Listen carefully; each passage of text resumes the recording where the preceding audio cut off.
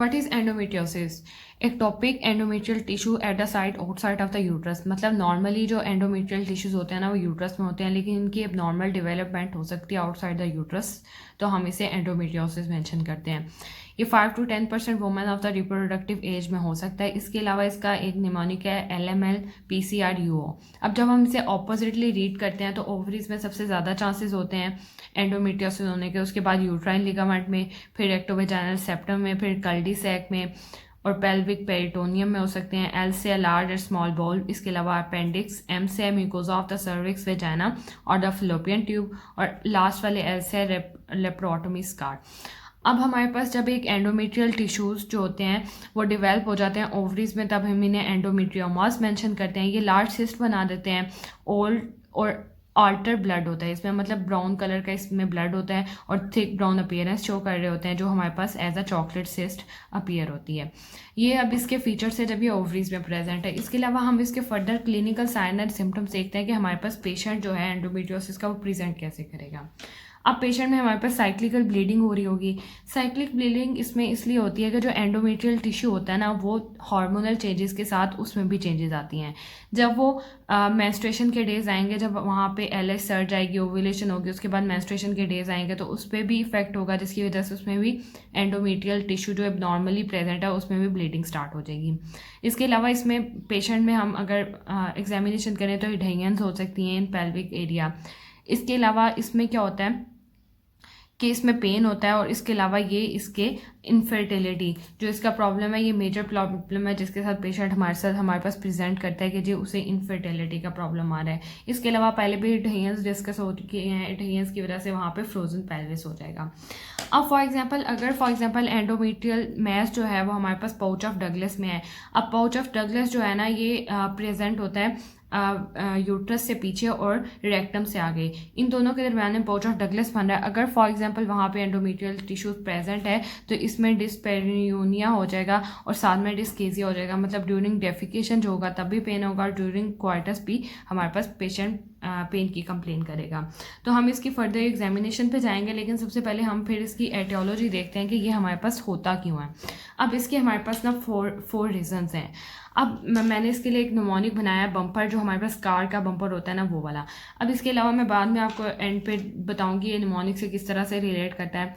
अब पहला जो टाइप है वो है सैमसन्स इम्प्लांटेशन या रीगर्गिटेशन थ्योरी। अब इसमें ये जो आ रहा है ये रीगर्गिटेशन थ्योरी को शो करता है। अब इसमें होता क्या है कि नॉर्मल मेंस्ट्रुएशन में क्या होता है कि जब यूट्राइन टिश्यूज जो होते हैं वो टूटना स्टार्ट करते हैं तो वो थ्रू वजाइना जो है आउटसाइड ब्लीड कर जाते हैं। लेकिन अब नॉर्मल फीमेल्स में भी क्या होता है कि रीगर्गिटेशन हो जाता है सम मेंस्ट्रुअल ब्लड का, और वो फ्लोपियन ट्यूब्स या ओवरीज वगैरह में चले जाते हैं, तो रीगर्गिटेशन के थ्रू जाके वहाँ पे इनकी इम्प्लांटेशन हो जाती है ओवरी या फ्लोपियन ट्यूब्स वगैरह में। इसे हम कहते हैं सैमसन इम्प्लांटेशन थ्योरी। सेकंड पे आता है हमारे पास मेयर्स सिलोमिक या मेटाप्लास्टिक थ्योरी। M से हमारे पास ये आ जाती है। अब इसमें क्या होता है मेटाप्लेजिया हो जाता है किसी भी जगह का जो इसे चेंज कर देता है एंडोमेट्रियल मेटाप्लेजिया में। मतलब अगर फॉर एग्जांपल फ्लोपियन ट्यूब का जो एपिथेलियम है वो एंडोमेट्रियल एपिथेलियम में चेंज हो जाती है, और इसे मेटाप्लास्टिक थ्योरी कह देते हैं। फिर हमारे पास थर्ड पे आता है जेनेटिक इम्यूनोलॉजिकल या प्रोजेनिटर सेल थ्योरी। अब इसका P हमारे पास प्रोजेनिटर सेल थ्योरी को शो कर रहा होता है। अब कुछ बॉडी में अनडिफ्रेंशिएटेड सेल होते हैं, वो फर्दर वहाँ पे डिफ्रेंशिएट करने लग जाते हैं एब्नॉर्मली इनटू एंडोमेट्रियल टिश्यू, तो भी ये हमारे पर प्रॉब्लम हो सकता है। इसके अलावा ये जेनेटिक भी हो सकता है, मतलब ये फैमिलीज में भी रन कर रहा हो सकता है। लास्ट में हमारे पास आता है वैस्कुलर लिम्फेटिक सेपरेट या बेनाइन मेटाप्लास्टिक थ्योरी। अब मेटाप्लास्टिक थ्योरी में क्या होता है कि जब यहाँ पे कोई एंडोमेट्रियम में बेनाइन ट्यूमर वगैरह होता है तो वो या तो वैस्कुलर सेपरेट शो करने लग जाता है या लिम्फेटिक सेपरेट शो करने लग जाता है। फिर वो हमारे पास सेपरेट कर जाता है लंग्स में और बोन में और ब्रेन में। ये 3 मेन साइट्स हैं जहाँ पे हमारे पास ये वाले मैस जो हैं वो वैस्कुलर या लिम्फेटिक सेपरेट शो करने लग जाते हैं। जब हम एंडोमेट्रियोसिस के डायग्नोसिस की बात करते हैं, जो फिजिकल एग्जामिनेशन है ना ये इस पर बहुत लिमिटेड हमारे पास फाइंड आउट होता है कि जी ये एंडोमेट्रियोसिस है कि नहीं है। इसके अलावा अगर फॉर एग्जांपल फाइंडिंग्स हो तो उसमें क्या हो सकता है, थिकनिंग हो सकती है, नोड्यूलैरिटी ऑफ हो सकती है यूट्रोसैक्रल लिगामेंट की। इसके अलावा टेंडरनेस पाउच ऑफ डगलस की हो सकती है, और एडिनेक्सल मैस वगैरह शो हो सकता है, या फिक्स रेट्रोवर्टेड यूट्रस क्योंकि फ्रोजन यूट्रस हुआ है एडहेरेंस की वजह से। फिर जब हम ट्रांसवेजाइनल अल्ट्रासाउंड वगैरह करेंगे तो ये हमें शो करेगा कि वहाँ पे चॉकलेट सिस्ट वगैरह प्रेजेंट हो सकता है ओवरीज में, अगर for example endometrial mass ovaries में। इसके अलावा वहाँ पे हमारे पास ये फिक्स्ड ओवरीज भी शो कर सकता है। अब जो ओवरीज फिक्स टुगेदर होती हैं बैक पे भी हो सकती हैं ऑफ द यूट्रस पे और फ्रंट पे भी हो सकती हैं, और अगर बैक पे हो तो हम इसे मोस्टली किसिंग ओवरीज कहते हैं। तो ये हमारे पास एक डायग्नोसिस आ जाता है अल्ट्रासाउंड पे। अब एमआरआई कराते हैं। एमआरआई में अगर फॉर एग्जांपल मैस जो है एंडोमेट्रियल मोर देन 5 मिलीमीटर है तो ही हम उसे एमआरआई पे डायग्नोस कर सकते हैं, अगर वहाँ पे कोई डीप डाउन टिश्यू प्रेजेंट है। फिर हमारे पास लेप्रोस्कोपी की बात आती है। लेप्रोस्कोपी जो है ये एक अगर फॉर एग्जांपल एक्सपीरियंस सर्जन करे तो वह लेप्रोस्कोपी पे डिफरेंट रिजल्ट दे सकता है। लेड और इसके अलावा ब्लैक मैस्टिक अपीयरेंस हो सकती है, वाइट और फाइब्रस भी हो सकता है। अब इसके अलावा लेप्रोस्कोपी के हमारे पास फ़ायदे क्या आते हैं कि वहाँ पे हम बायोप्सी कर सकते हैं। बायोप्सी लेके मैस की हम उसकी हिस्टोलॉजिकल कंफर्मेशन कर सकते हैं कि डायग्नोसिस इसका एंडोमेट्रियोसिस बन सकता है या नहीं। ये एक लेप्रोस्कोपी का मेन बेनिफिट है कि हम इसमें बायोप्सी कर सकते हैं।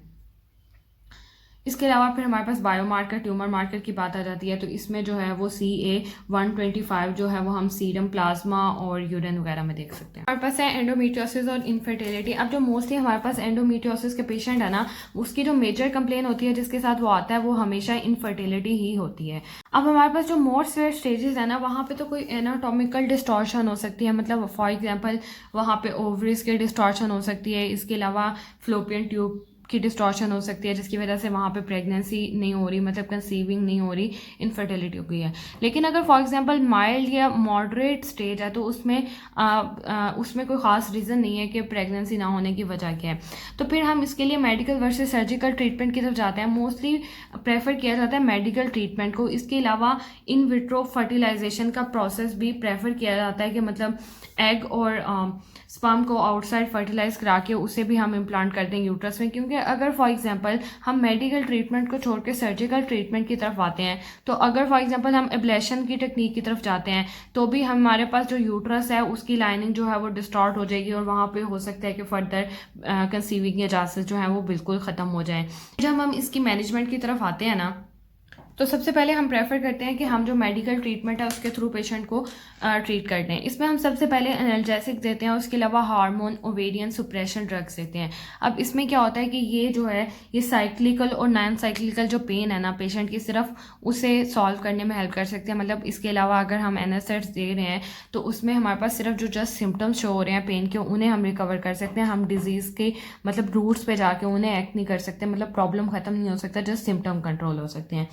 इसके अलावा हम क्या करते हैं कि अगर फॉर एग्जांपल क्लिनिकल एग्जामिनेशन पे और ट्रांसवेजाइनल एग्जामिनेशन पे कोई प्रॉपर साइन शो नहीं हुए तो हम पेशेंट को मेडिकल ट्रीटमेंट देते हैं। अगर for example patient 3 to 6 months के बाद तक हम उसका एग्जामिनेशन करते हैं, अगर फिर भी वो मेडिकल ट्रीटमेंट से सॉल्व नहीं हो रहा तो हम कंसीडर करते हैं कि वहाँ पे लेप्रोस्कोपी करके हम देखेंगे फर्दर क्या प्रॉब्लम है। इसके अलावा जो हमारे पास वहाँ पे कोई एग्जिस्टिंग प्रॉब्लम होते हैं इसके साथ दूसरे, अगर फॉर एग्जांपल बाउल सिंड्रोम वगैरह है और इसके अलावा कॉन्स्टिपेशन वगैरह है, तो हम उससे ट्रीट करने की कोशिश करते हैं कि हमें मोर पॉजिटिव रिजल्ट मिलें। उसके बाद जब मेडिकल ट्रीटमेंट में हम NSAIDs देते हैं तो इसके साथ हमें ओपीएम वगैरह से ओपिएट्स ड्रग्स जो हैं उनसे अवॉइड करना चाहिए, क्योंकि वो हमारे पास अगर फॉर एग्जांपल वहाँ इरिटेबल बाउल सिंड्रोम वगैरह है तो वो उसे इंक्रीज़ कर सकते हैं। फिर हम सेकंड पे आते हैं COCPs पे। अब ये कंबाइंड कंट्रासेप्टिव पिल्स हम तब पेशेंट को दे सकते हैं जब उसे मतलब उसकी फैमिली कंप्लीट है और उससे कोई डिज़ायर नहीं है कि वो फैमिली कंप्लीट करे। इसके अलावा कोई कंट्राइंडिकेशन नहीं है COCPs के लिए, तो तब हम उसे COCPs देते हैं। अब होता तो ये है कि पेशेंट को हम COCPs का एक जो 7 डेज़ के गैप से हम COCPs लेते हैं फॉर 21 डेज़, पहले तो हम वो भी स्टार्ट करा सकते हैं, लेकिन हम इसमें ट्राई साइकिल एक टेक्निक है उसे यूज़ करते हैं। इसमें क्या होता है कि हम 3 पैक्स ऑफ COCPs देते हैं विदाउट एनी इंटरवल, मतलब जो दरमियान में 7 डेज़ का इंटरवल है हम उसे मिस करा रहे हैं, जिसकी वजह से उसमें हम एमेनोरिया कॉज कराते हैं फॉर अ लॉन्ग टाइम। और इसमें फिर ये भी, और हम तब तक COCPs देते रहते हैं जब तक पेशेंट प्रेगनेंसी के लिए इंटेंड नहीं करे। तो ये हमारे पास एक बहुत पॉजिटिव रिजल्ट शो करता है। इसके अलावा हमारे पास अगर फॉर एग्जांपल COCP से कोई रिजल्ट नहीं आ रहा या कंट्राइंडिकेशन है तो हम प्रोजेस्टेरॉन की तरफ जाते हैं। इसमें हमारे पास जो आती हैं लेवेनोगेस्ट्रल देते हैं हम इसे, यानी मेरिना रख देते हैं, और ये भी हेल्प करती है पेन को भी रोकने में, इसके अलावा एंडोमेट्रियोसिस को भी। इसके अलावा डीप पॉट मेट्रोक्सी प्रोजेस्टेरॉन दे देते हैं। इसके अलावा हम उसे देते हैं लॉन्ग एक्टिंग रिवर्सिबल कंट्रासेप्टिव्स। अब ये भी हमारे पास कंट्रासेप्शन कॉज करती हैं, यानी वहाँ पे एमेनोरिया कॉज कर देती हैं और जो सिम्टम्स वगैरह आ रहे होते हैं हार्मोनल चेंजेस की वजह से वो रुक जाते हैं। फिर हम नेक्स्ट पे जाते हैं GnRH एगोनिस्ट की तरफ। अब GnRH एगोनिस्ट का सबसे बड़ा प्रॉब्लम ये आता है कि ये हमारे पास पेशेंट में जो है ओस्टियोपोरोसिस कराते हैं, जिसकी वजह से हमें इनसे अवॉइड करना चाहिए। जब हम सर्जिकल ट्रीटमेंट की तरफ आते हैं तो ये 2 टाइप का होता है। इसमें एक है हमारे पास फर्टिलिटी स्पेनिंग सर्जरी, मतलब अगर फॉर एग्जांपल पेशेंट कंसीव करना चाह रही है, मतलब उससे फैमिली प्लानिंग फैमिली कंप्लीट करनी है, तो हम उसमें फर्टिलिटी स्पेनिंग सर्जरी करते हैं। अब इसमें क्या करते हैं, अगर फॉर एग्जांपल वहाँ पे हमारे पास कोई ओवेरियन चॉकलेट सिस्ट है, तो हम जो है उस चॉकलेट सिस्ट को जस्ट ड्रेन करते हैं। हम उसकी जो इंटरनल लाइनिंग है सिस्ट की, उसे भी रिमूव नहीं करते कि अगर फॉर एग्जांपल वहाँ पे कोई डैमेज ना हो जाए फंक्शनल ओवेरियन टिश्यू को। अगर फॉर एग्जांपल कोई डैमेज हो जाता है तो पेशेंट कंसीव नहीं कर सकेगी, तो वो जस्ट टू ड्रेनेज।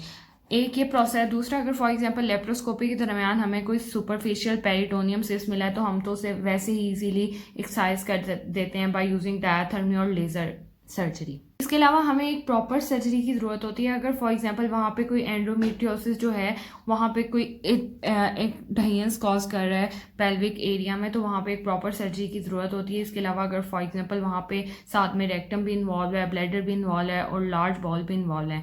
इसके अलावा फिर जब हम प्रॉपर सर्जरी करते हैं तो वहाँ पे रीकरेंस के चांसेस कम होते हैं, वैसे हाई होते हैं, मोर देन 30% चांसेस होते हैं फर्टिलिटी स्पेनिंग सर्जरी में कि ये हमारे पास रीअकर कर जाए। इसके अलावा सेकंड पे हमारे पास, फर्स्ट पे तो ये थी, सेकंड पे हमारे पास आती है हिस्टेरेक्टमी प्लस ओफरेक्टमी। इसमें हम क्या करते हैं कि हम पेशेंट का यूट्रस ही रिमूव कर देते हैं। अगर for example patient further conceive नहीं करना चाह रही, उसकी फैमिली कंप्लीट है और एक्सटेंट ऑफ डिजीज़ देखते हैं, अगर फॉर एग्जांपल खाली ड्रेनेज वगैरह से कोई मसला हल नहीं हो रहा, तो हम उसकी हिस्टेरेक्टमी कर देते हैं, मतलब यूट्रस भी रिमूव कर देते हैं। साथ में हम ओफरेक्टमी के थ्रू यूट्रस के साथ साथ ओवरीज वगैरह भी रिमूव कर देते हैं, जिसकी वजह से वहाँ पे जब साइक्लिकल चेंजेस वगैरह आता है हार्मोन का, वही नहीं आता, जिसकी वजह से ना तो वहाँ पे ब्लीडिंग होती है, ना फर्दर हार्मोनल चेंजेस होती है, ना एंडोमेट्रियोसिस के प्रॉब्लम होते हैं, ना ही पेन वगैरह होता है।